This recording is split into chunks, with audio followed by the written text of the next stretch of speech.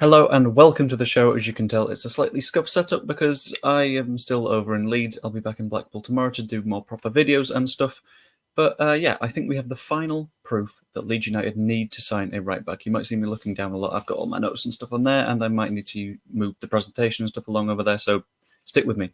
First of all, at the start of the window, losing Luke Ayling and Jed Spence felt like it was a massive issue.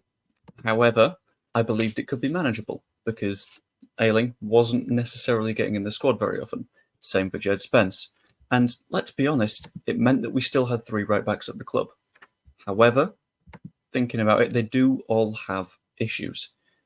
Fact of the matter is, if you look through every single one of our right backs, there's something you can use to pick out the fact that they're probably not right to be starting. So, first up, you've got Archie Gray. He is young and a recent convert that is still learning the role. That means that he's still occasionally prone to errors. See the match against, I think it was Preston on Boxing Day, with Liam Miller sort of tearing him apart a little bit. I do love Archie Gray. However, it didn't quite work perfectly for him.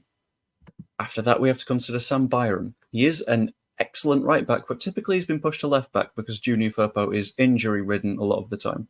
I think we can fairly consistently trust that one of Byram and Firpo will be fit at any one time.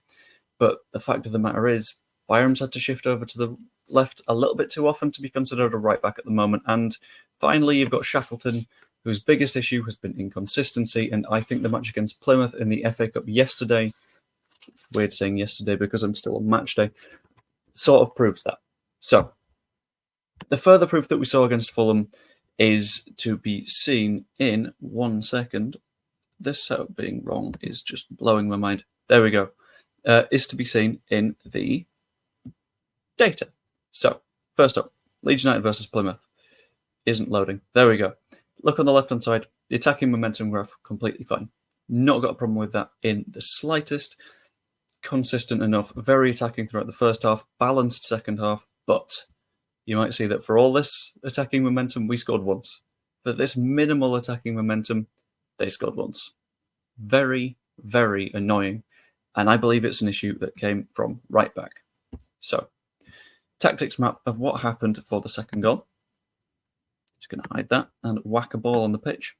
Effectively, Jamie Shackleton, over here, has lost the ball. I believe he lost it to the number 3, who then passed it to the 7.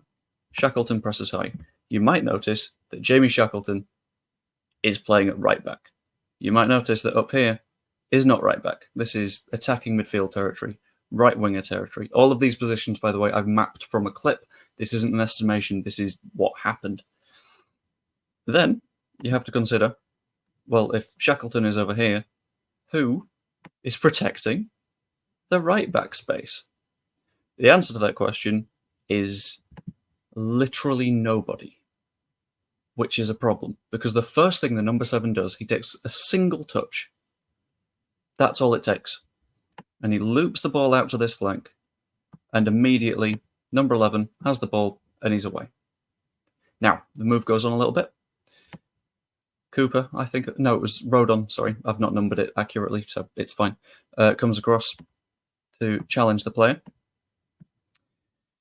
Cooper follows his man, and I'm not going to move everything manually because I've just realised I did it already. Yeah. You've got number 11 has the ball, who is supposedly being dealt with by Joe Rodon, who is here. Ethan Ampadu is in the middle of dropping back. You've got your number 6 on the overlap, but he isn't eventually used because in spite of the fact that, also avoid all of these players over here. I didn't remap those purely because they're just on the way back. They're not relevant to the move. The issue is everyone, after the massive gap on the right-hand side has been exposed, has moved right to try and compensate.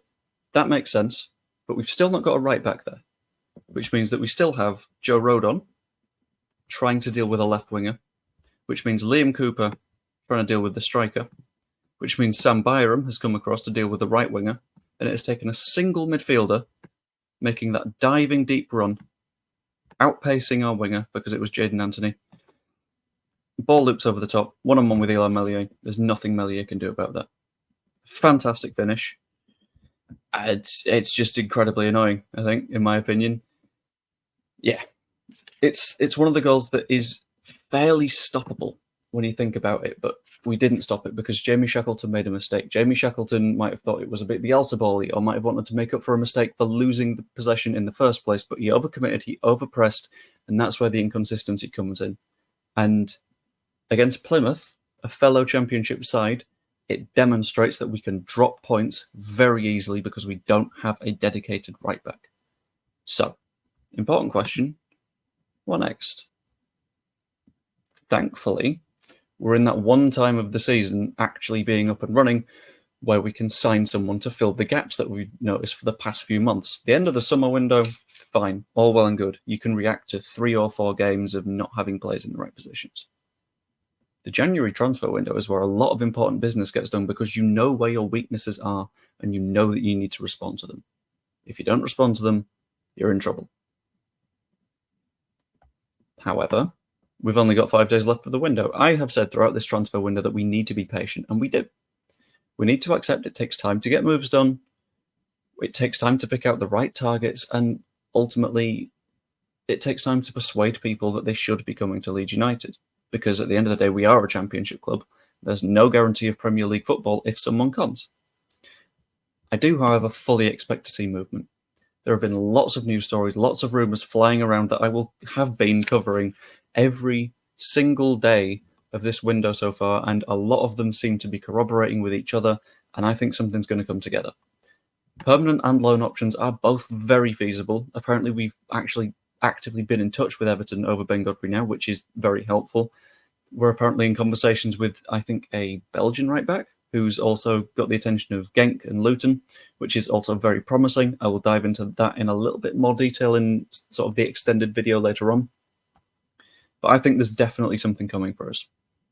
And I think if we take the Plymouth match as an example, there are points of weakness and there are points that we need to sort of make adjustments. And this is just a cup match, and that's fair enough. And the fact that I think if Archie Gray is playing this match instead, I don't think he makes that mistake, because I think he's a little bit more composed than Shackleton. However, it shows that we are 2 injuries away, because if Junior Firpo isn't available, Sam Byram has to play on the left. And if Archie Gray at the same time isn't available, that means Shackleton has to be at right back. We're 2 injuries away from potentially similar mistakes happening time and time and time again. And it's a warning shot. Thankfully in the FA Cup, so we've not dropped any points, but it's one that we need to respond to. Ultimately, throughout the rest of the window, I will be here reporting as much of it as I can, because there's a lot of news flying around constantly. I will be trying to make sure that I cover all the stories. I will use my tier list just to make sure that everyone understands the sort of levels of news that we're talking about. On deadline day, I think I'll have a live stream going up until the transfer deadline itself, which I think should be very helpful for keeping everyone in the loop. But yeah, if you aren't yet subscribed, because there's a hell of a lot of stuff coming, comment what you think below, because I think it's a quite interesting tactical chat to be having. Like the video if you enjoyed it, and subscribe if you fancy. Even become a channel member. And we'll see you later. Also, sorry for the scuff videos. I promise it'll be fixed soon. Sorry.